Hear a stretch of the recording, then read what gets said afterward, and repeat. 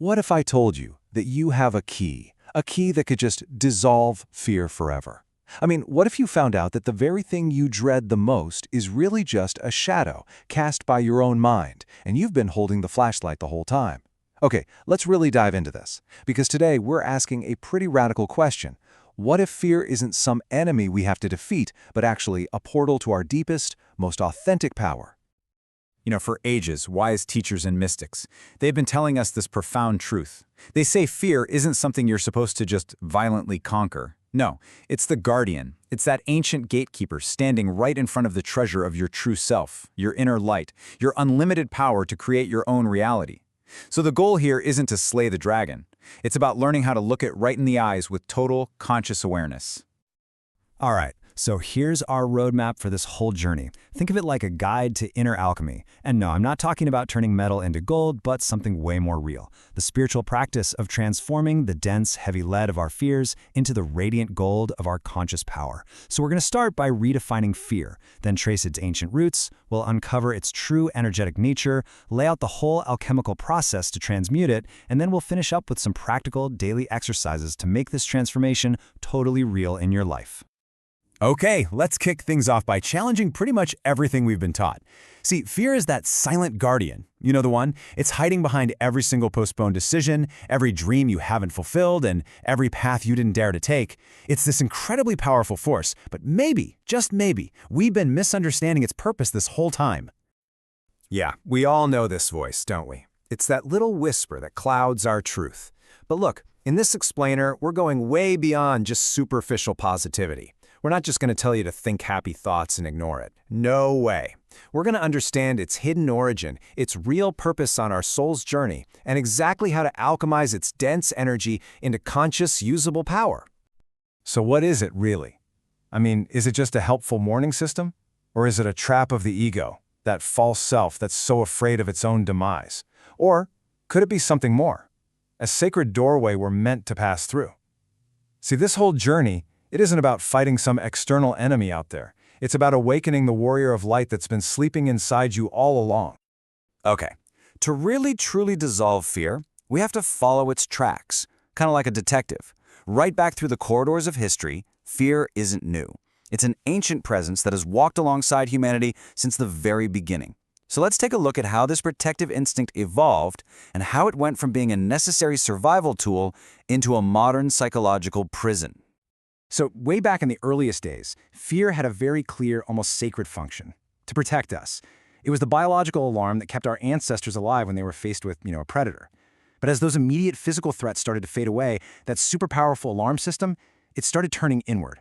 It began activating for these illusory threats, things like rejection, failure, loneliness. And just like that, it evolved from a survival ally into a silent jailer of the soul. And you know what? The ancient traditions, they knew this. What's so fascinating here is how universally they all understood fear not just as a simple instinct, but as this profound energetic and psychological force. I mean, the Vedas called it Maya, the illusion of separation. The Gnostics saw it as a veil. Shamans treated it like a living spirit you could actually engage with. The Stoics taught that we're the ones creating it with our minds, and Christian mystics, they saw it simply as the shadow cast by an absence of love. All right, so if fear isn't just some simple reaction, then what is it? Let's start to deconstruct this illusion and find its true energetic essence.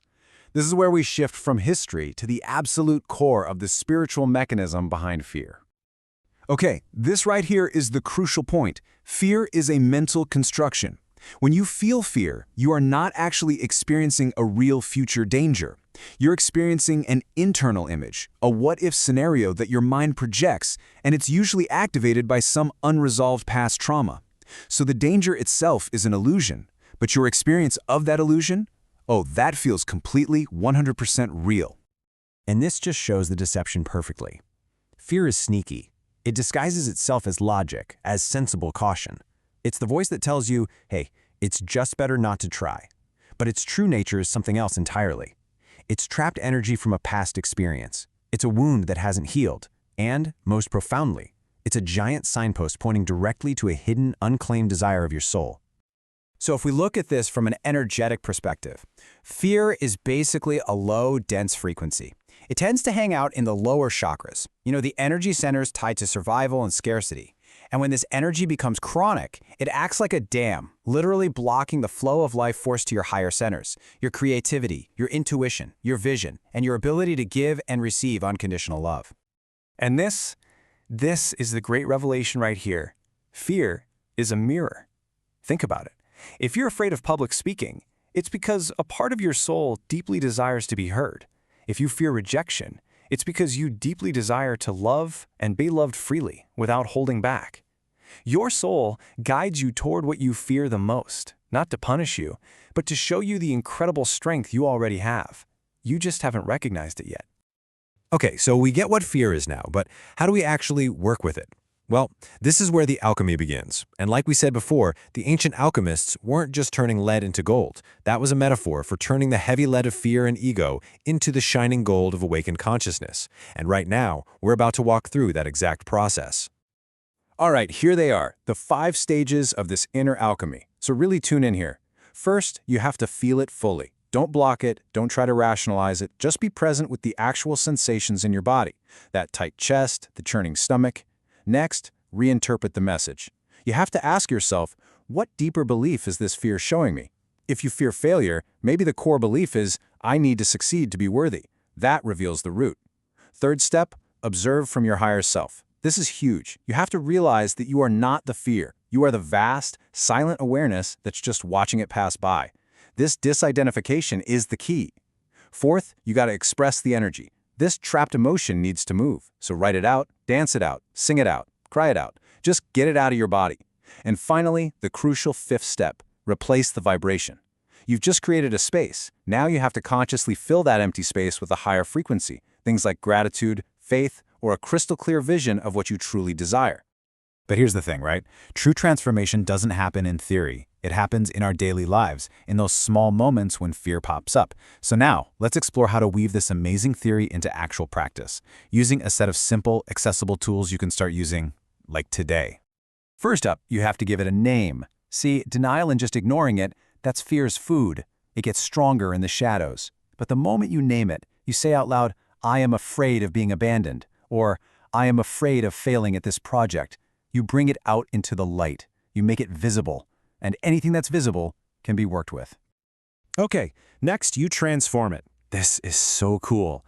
Words carry a powerful vibration, and whatever you repeat with emotion, that becomes your reality. So you can consciously overwrite that low-frequency vibration of fear with a high-frequency decree of power. Here's a perfect example of how this works.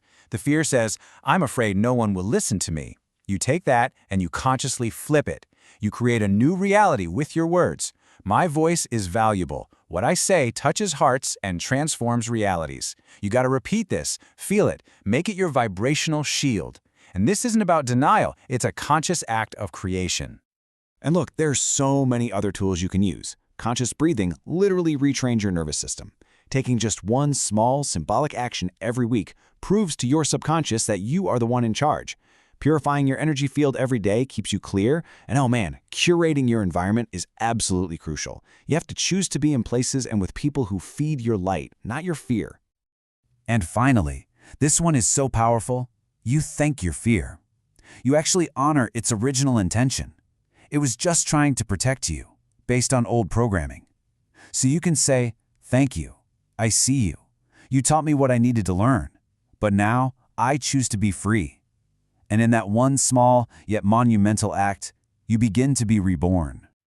So just remember, being invincible isn't about never feeling fear. Not at all. It's about deciding that your love for your own truth is way greater than your fear of losing. It's the presence of courage in spite of the fear. It's choosing to act, to speak, to love, even when your legs are trembling. So you now know that fear isn't a wall, it's a doorway. You have the map and you have the tools. The only thing left is to take that first step. So I'll leave you with this question. Knowing that the dragon is simply guarding the treasure of who you truly are, what fear will you choose to walk through today?